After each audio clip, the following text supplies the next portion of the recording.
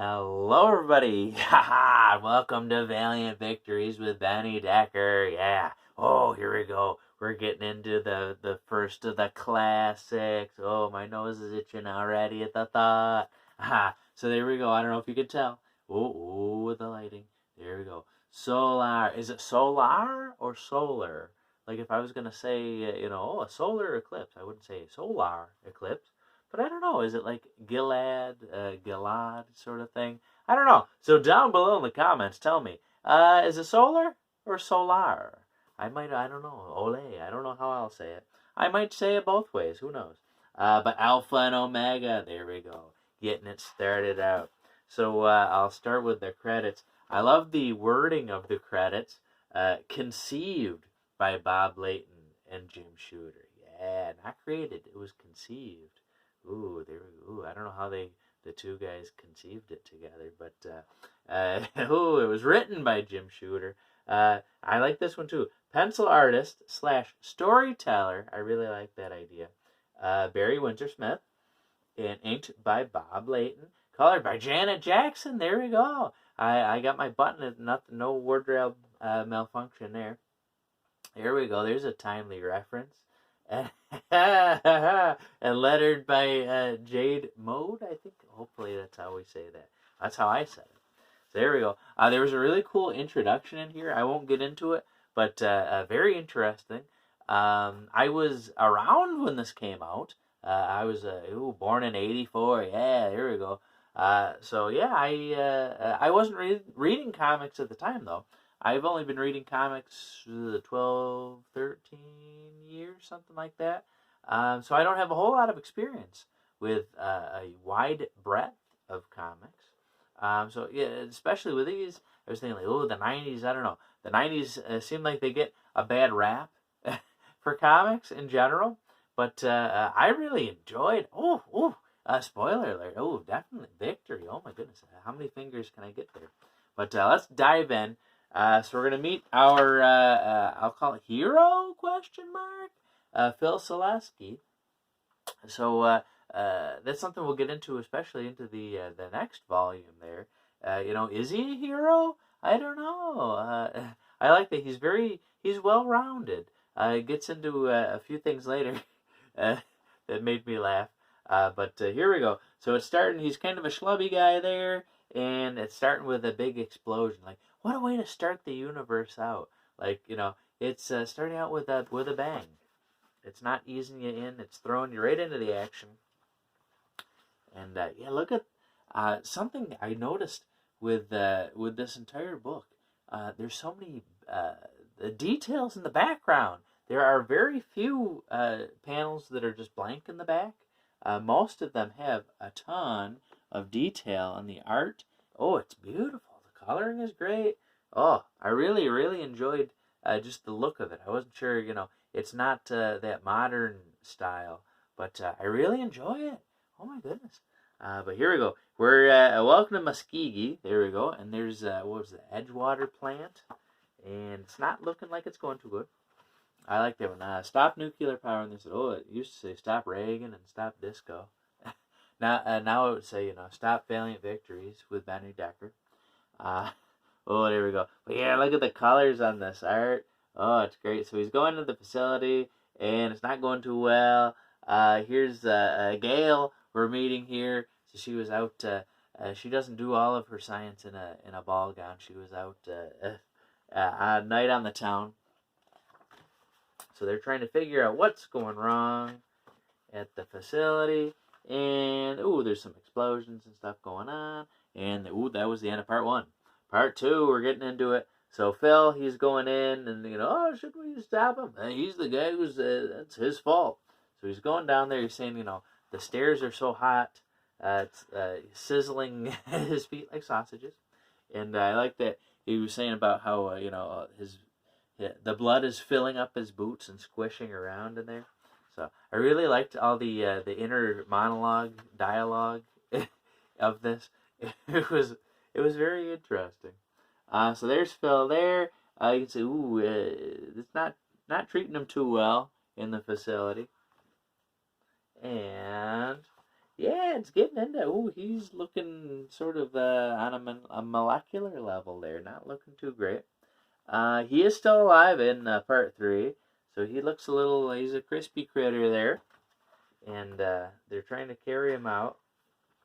And it was interesting. Yeah, all of a sudden he gets very heavy, and they can't even carry him. And there's some folks in their suits talking to the bystander.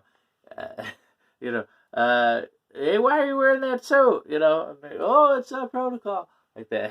It seemed like very, they would. It was very realistic, I thought.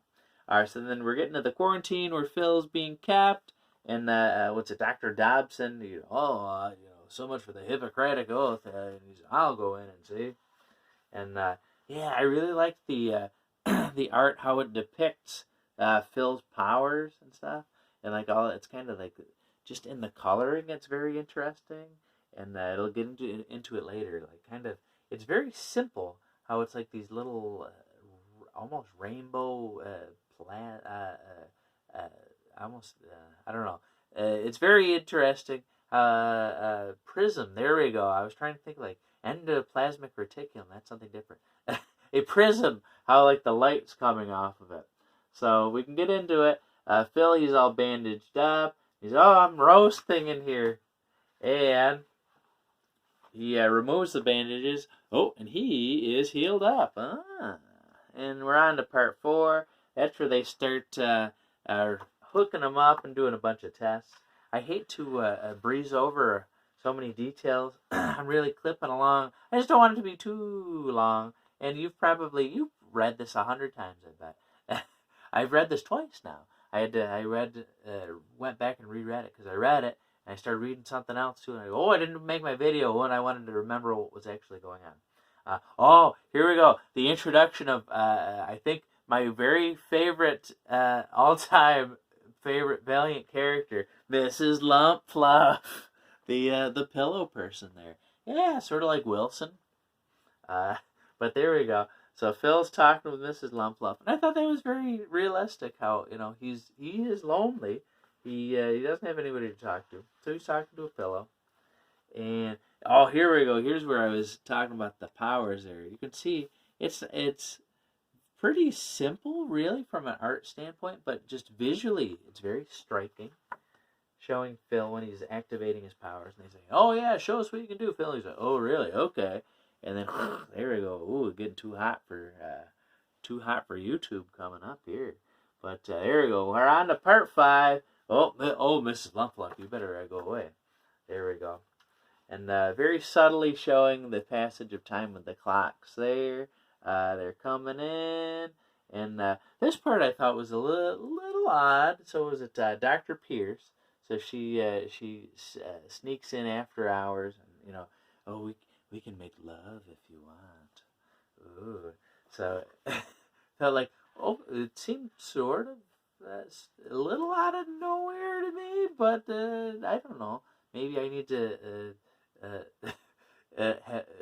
the wife's out of town, so maybe, I don't know, put an extra ice cube in my water and really enjoy myself. I don't know. But I don't know. Why are you still watching this?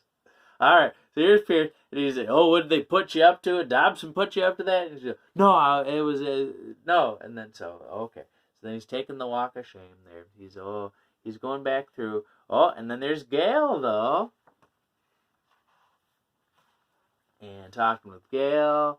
We're on to part 6. Mrs. Lumpfluff, are you okay? So yeah, this was interesting. So Phil, he's sitting around, not really doing much, and then he sees there's a fire. He's gonna go in and save some folks, and they're kind of upset. You're not supposed to be leaving or going anywhere. But Phil, he wants to go out to dinner, and so, hey, aren't you the fireproof guy? And so he's getting caught there. Ooh, smooching. There we go. But yeah, look at that panel there. That's so cool. Just showing how he's floating there, the way that the powers are working. It's pretty interesting. And talking with Dobson there, fascinating. Yes, it is fascinating. There we go. All right, we're on to part 7. So Gail, he's hanging out with Gail there, watching the news. And this was interesting, yeah. So he's able to make the guy appear there through the phone. And I like that. So this was kind of when I was saying, he's very well rounded. He saved some folks from the fire, and then all of a sudden he's screwing with this guy. I'm Solar, the Polish sun god. Yeah, so he's just screwing with him just because he can. So it's like, I don't know, Phil, are you a good guy? Are you a bad guy? Are you kind of a jerk? I don't know. I like Phil. I like Dr. Phil. He's Dr. Phil Selesky. That's a dog you got to take for a walk twice a day. That one there. But there we go. Dobson, he's trying to check it out, and they're discovering that Phil's after some of these other plants that look like they're not really run properly. They're not doing things the right way. So there we go. Oh, we're up to part 8. So then they're showing up there with Gail. This is kind of like the 90s. It's, oh, who is the you're the fireproof guy? So, oh, you think I look like that geek? Like, just I don't know. The word geek is kind of funny. But there we go. And I like this. He blows up the camera and then takes off with Gail. So there we go. So this guy. Here we go, this guy here. I'm not sure if he's going to show up later, or if it really got into exactly who he is, but some sort of, I'm guessing, shadowy government agent, and they want to stop Phil. So, getting into another kind of a little bit weird part for me. So Phil's talking with Gail, oh, I love you too. And then Phil wants to show her what his power is really like. So he's sort of transformed there, and Gail, I'm afraid. And Phil, no, come on along. No, she's running away. And then this was the weird part. I thought, not that Gail was afraid. I'd be afraid too. But then Pierce is coming up, Dr. Pierce, and she said, I'm not afraid. Show me. And he's like, very well. Take my hand. Come on along. So like. That seemed a little weird. Like, okay, yeah, Gail, I love you. Here, let me show you. Oh, you're going. All right, Pierce, come on along. Sure, why not? So thought it was a little bit weird, but I still liked it. So here we go, part 9, and look at that page. Look at that page right there. Oh, and I think one of my favorite lines in comics so far. I really like this. We fail to imagine. And we are punished with reality. I really like that. I think in the realm of preschool, that really holds true. If you don't imagine, you're punished with reality. I really like that. But getting into the cosmic stuff. But oh, look at it. Yeah, her self-esteem is taking over, and she's not doing too well. So Phil pulls her back out, and she's actually okay. But, yeah, it gets into it. I can't remember if this is where it was. But it's saying, oh, yeah, she was gone for 8 days. Like, it was a matter of a page or two. But it turned out to be 8 days in the time of the story. So Phil, he's literally tapping the wire there to trying to find out where Gail is. And Dr. Pierce realizes, how she can take on Phil. So here we go. He's sort of thinking about life. Pondering things from up in the atmosphere there. And we're on to part 10, the last part. So Gail, she's kind of in hiding at the old Best Western. And look at that hair. Yeah, oh my goodness. It gets, I think on the next page there's an even better panel there. But so Phil wants to go visit Gail. That's the panel. Look at that. Mamma mia. Forget about having energy power or whatever. Having that head of hair as a bald man. Oh, that power. That's power right there, that hair. But so there we go. So they got the chopper. Get to the chopper. So they got the chopper there, and they're gonna try to fight energy with energy. They're blasting at Phil. He's taking some damage. Dobson, what was I even doing? Why did I do this? So here we go. Oh yeah, he's taking a lot of abuse there. They're fighting back. Oh, maybe he's dead. Oh, and no, he's not dead. So then Phil, he's trying to repower himself up. You can just see how much energy there he's taking in. It gets him up into the atmosphere. And look at this. So yeah, he finds, just a little unnamed star nobody's going to care about. And he's really sucking up a lot of energy there.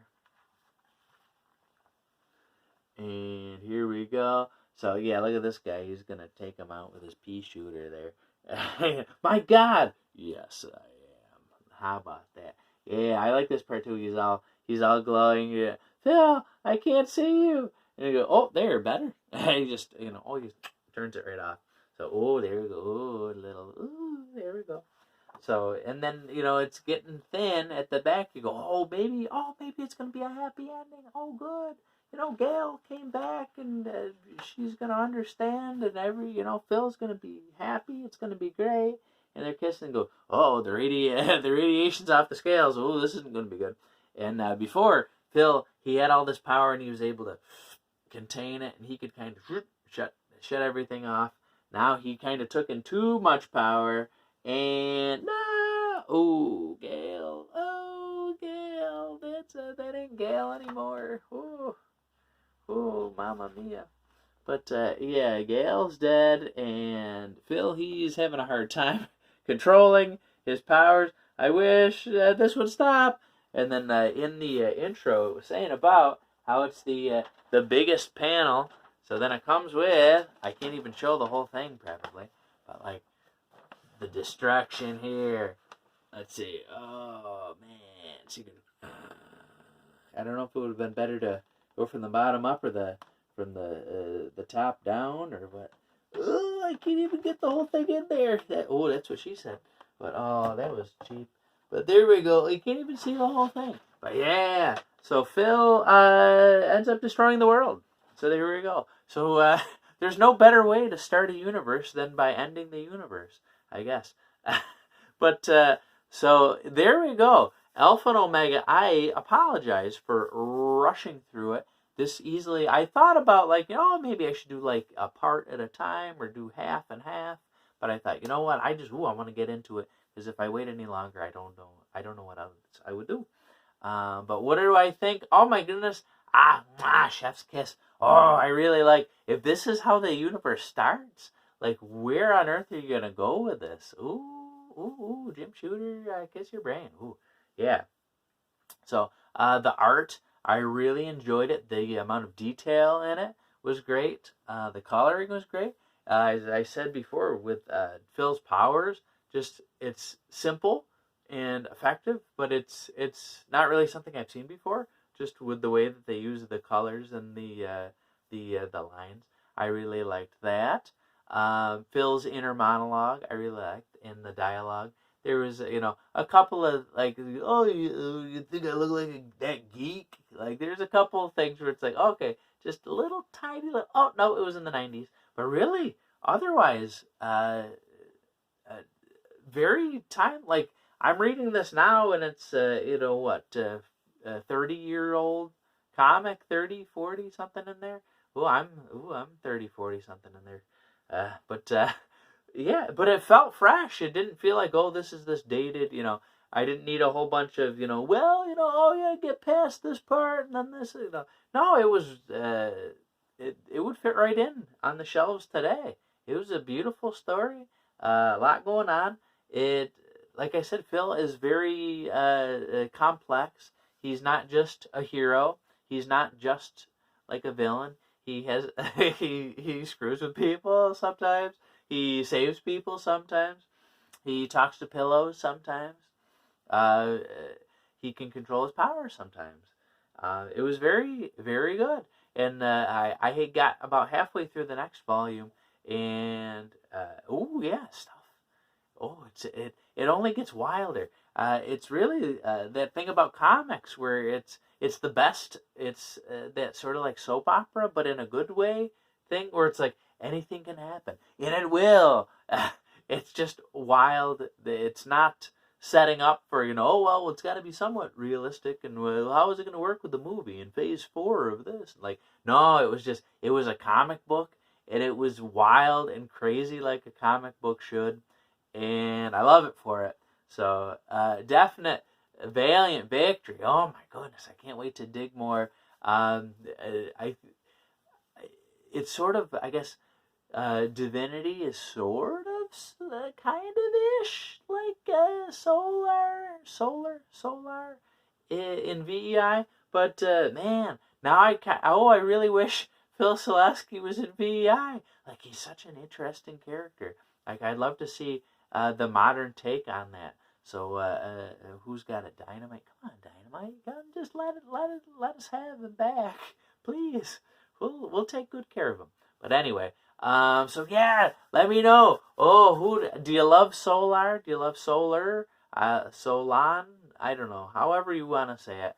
But however you want to say it, it's a victory here. I can't wait to get into some more classic Valiant stuff. I got more on the way. I got a big stack. There's a lot of reprints coming out too. If you didn't get a chance to pre-order those, ooh! But it's a great time to stay Valiant. Make sure you pre-order your Bloodshot Unleashed issue number 3. Issue number 2 was great, and 3 is coming down the path. There we go, pretty soon. How long can the video get? But if you have any questions or comments, or don't spoil anything Classic Valiant, because I'm digging in. But if you have any questions or anything, you can write to valiantvictories@gmail.com. Valiant Victory on Twitter. You can post underneath. You can write on Facebook. You can send me a letter. You could mail me something. I'm not going to give you my address though, unless you ask. If you ask, I'm so lonely. Sure, I'm very naive and trusting. I'll tell anybody. No, maybe I shouldn't do that. All right, it's a little late. Can you tell? I'm a little tired. The wife's out of town. I got to keep myself busy and out of trouble. So I'm talking to you instead of doing nefarious things. All right, everybody, stay valiant, and I love you. And talk to you later. Bye, everybody.